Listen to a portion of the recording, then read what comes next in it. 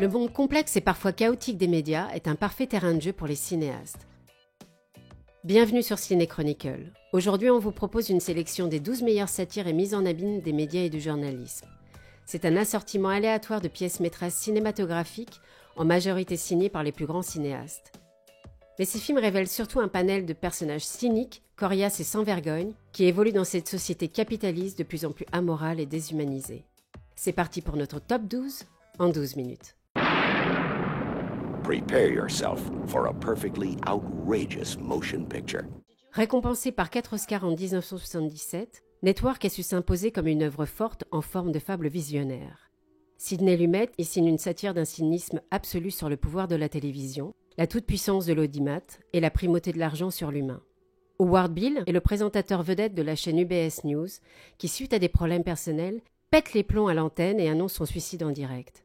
I have decided to kill myself. I'm going to blow my brains out right on this program a week from today. 10 seconds to commercial. Face au succès d'audience, le présentateur fou est récupéré par des patrons opportunistes pour en faire le gourou de sa propre émission. Network est l'occasion pour Faye Dunaway d'y trouver l'un de ses meilleurs rôles.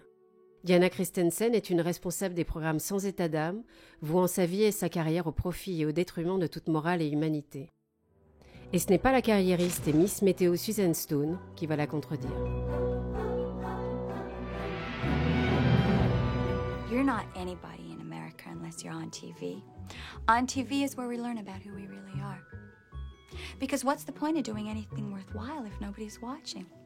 Comédie très noire et corrosive, prête à tout égratigne le rêve américain et la volonté de réussir à n'importe quel prix. Même celui d'assassiner un mari qui freine la carrière et l'ascension médiatique de sa femme. Susan Stone, incarnée par une puissante Nicole Kidman récompensée par un Golden Globe, n'a en effet aucun scrupule à manipuler une bande d'ados fragiles pour l'un de ses reportages afin d'accomplir son plan diabolique. Pour son 5e long métrage, Gus Van Sant s'inspire d'un fait divers sur l'affaire Pamela Smart, une institutrice du New Hampshire qui a séduit l'un de ses élèves dans le but de tuer son mari.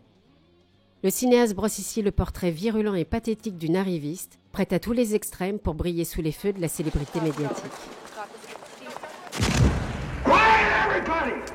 Listen to me. Le Gouffre chimère est l'une des nombreuses pépites du grand Billy Wilder, derrière Boulevard du crépuscule, La garçonnière ou encore Le poison. Cette satire dramatique sur l'influence omnipotente de la presse fut l'une de ses œuvres les plus controversées et sans doute le plus grand échec commercial dans sa filmographie lors de sa sortie en 1951. Heureusement, le temps donne raison à cette œuvre sombre et cruelle.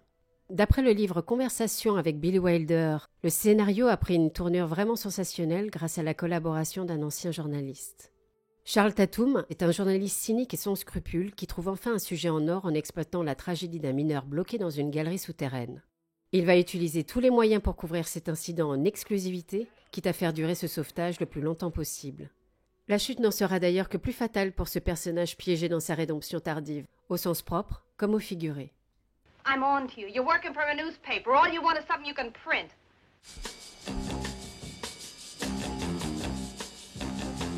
Grand prix du jury à la Mostra de Venise en 1994, Tueur né est un road trip violent et déjanté à coups d'images choc, passant du flashy au noir et blanc granuleux. Mickey et Mallory, jeune couple de tueurs en série, sèment la mort partout où ils passent, tuant des gens au passage. Leur cavale sanglante à travers les États-Unis va être relayée par les médias, avant leur arrestation jusqu'à leur évasion spectaculaire.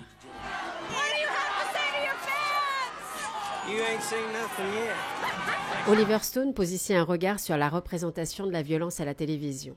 Il renvoie à la face du spectateur un foisonnement d'images qui lui procure à la fois une fascination et une répulsion visuelle, ce qui lui vaudra par ailleurs un Golden Globe. Si Quentin Tarantino a signé le scénario, il l'a en partie renié devant les importantes modifications du réalisateur, mais la majorité de ses dialogues ont malgré tout été conservés. A lot of people walking around out there already dead, just need to be put out of their misery. You're off. En 1957, Elia Kazan a déjà à son actif de nombreux films phares comme Le Mur invisible, Un tramway nommé Désir, Sur les quais, À l'est d'Éden, Baby Doll. Avec Un homme dans la foule, il signe une critique sans concession sur la machine des médias qui crée de la vedette aussi vite qu'elle la broie, à l'image de la télé-réalité actuelle. Le cinéaste explore ici l'ascension et la chute vertigineuse de Larry Lonesome Road, un vagabond et chanteur itinérant au bagou certain que la reporter radio Marcia Jeffries enregistre pour son émission locale à la découverte de voix anonymes. Leur rencontre détonnante dans une prison paumée de l'Arkansas va radicalement changer la trajectoire de ces deux personnages et faire de ce visage dans la foule un héros national avant qu'il ne perde pied en se brûlant les ailes sur l'autel de la célébrité. Elia Kazan n'hésite pas à propulser cet homme au rustre cynique et volontairement caricatural en star de la radio et de la télé, puis en inventeur de la publicité moderne, avant de le plonger inéluctablement dans la sphère politique. I'm not just an entertainer. I'm an influence, a wielder of opinion. A force. Who am I? I'm a hard worker. I set high goals, and I've been told that I'm persistent. Pour son premier long métrage, Dan Gilroy livre une puissante mise en abîme des médias sur le pouvoir de l'image, avec en toile de fond le chômage et la crise économique. Explosif, puissant, effréné, déterminé, Night Call est un véritable drame uppercut. Le scénariste de Two for the Money, The Fall ou encore de Real Steel montre ici ce qu'il a dans le ventre et met ainsi en exergue la folie des médias, comme le traitement de l'actu chaude sur papier glacé et la divulgation de certaines images crues et sordides. Lou Bloom, anti-héros opportuniste et sociopathe, ne recule devant rien pour se frayer une place au soleil. Ce reporter autodidacte en quête effrénée du scoop emprunte les chemins sinueux de la misère humaine dans les bas-fonds d'un Los Angeles crépusculaire en perte de vitesse. I'd like to say that if you're seeing me, you're having the worst day of your life. Renée Russo incarne une productrice influente d'une chaîne de télé tout aussi dévorée par le sensationnel que Faye Dunaway dans Network. Quant à Jake Gyllenhaal, il offre ici l'une des plus belles performances de sa carrière, qui n'est d'ailleurs pas sans rappeler un certain Travis Bickle.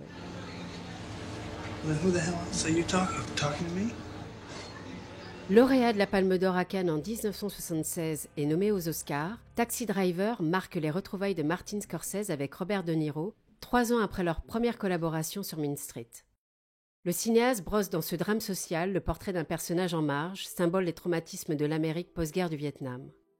Sur un scénario en partie autobiographique de Paul Schrader, Taxi Driver permet à Robert De Niro d'accomplir une performance magistrale dans le rôle de ce chauffeur de taxi new-yorkais, ancien marine traumatisé qui tente de sortir de la solitude. Mais cet homme éperdu finit par sombrer dans la violence pour anéantir les perversions auxquelles il fait face dans ses errances nocturnes. Taxi Driver, véritable descente aux enfers au nom d'une morale puritaine paradoxale, est devenu un incontournable, rythmé par la superbe composition oscarisée du grand Bernard Herrmann.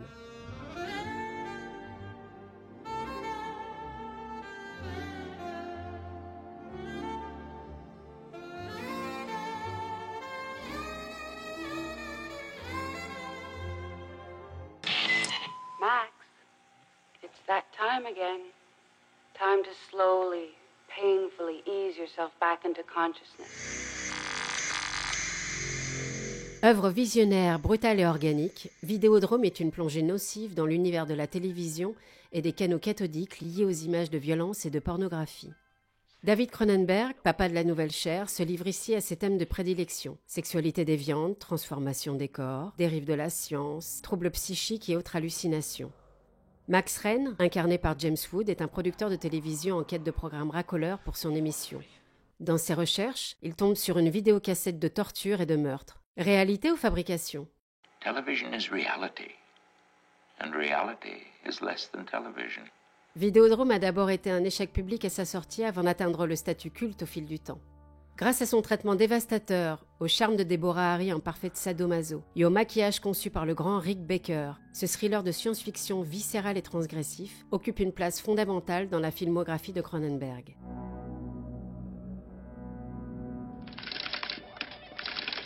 Parmi les comédies satiriques sur la télévision, Broadcast News est sans doute la plus pertinente dans ce top, en dépit d'autres également savoureuses comme Anchorman d'Adam McKay. James L. Brooks s'initie un scénario cocasse, intelligent et touchant, tout en offrant un regard assez juste sur les coulisses des journaux télé et la manière dont les journalistes interagissent entre eux. Tom, can you hear me? Jane est une jeune productrice de télé ambitieuse à Washington. Partagée entre deux journalistes, elle se confronte à la fois à la lutte qu'ils mènent pour la séduire, au licenciement à la rédaction et à certaines méthodes de travail douteuses. Le film tient ses fondements sur la volonté d'accomplissement de ces personnages dans leur métier. Avec une bonne dose de sarcasme et au rythme de la bande originale de Bill Conti, James L. Brooks signe une comédie espiègle, avec en arrière-plan un Jack Nicholson en présentateur du soir chevronné qui apporte son charisme inhérent.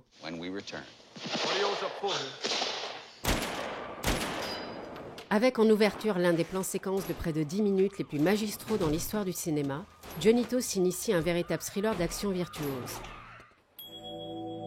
Breaking News, c'est l'histoire d'une confrontation entre une bande de gangsters et les forces de l'ordre autour de la prise d'otage d'un immeuble, suivie par une équipe de télé qui livre un reportage de propagande sur l'efficacité de la police en embellissant la réalité. Mais cette mascarade médiatique est détournée par les gangsters qui restaurent la vérité avec leurs propres vidéos, diffusées en direct sur Internet. Breaking News devient un duel télévisuel succulent qui oppose les images enjolivées de la chaîne locale à celles plus réalistes des gangsters. Image 係緊要嘅，我哋應該做返 a great show。呢個係 media 嘅年代，我哋衰喺 media 個手，就要喺 media 度贏返。Le maître hongkongais réalise sans doute l'un de ses plus grands chefs-d'œuvre. Après avoir conquis le public dans son pays d'origine, le film séduit la critique à Cannes en 2004, où il est présenté hors compétition. Tiré d'une histoire vraie qui a valu à ses journalistes le prix Pulitzer, Spotlight remporte l'Oscar du meilleur film et du meilleur scénario original en 2016. Pour son 5e long métrage, Tom McCarthy ne cède pas aux sirènes d'Hollywood et aux exigences du box-office. Il ne fait pas dans le mélodrame ni dans le sensationnel, et cette sobriété est sans doute sa plus grande qualité. Spotlight est un film sérieux, qui attache de l'importance à son propos. McCarthy représente le métier du journaliste d'investigation dans ce qu'il a de plus terre-à-terre, et donc de plus réaliste.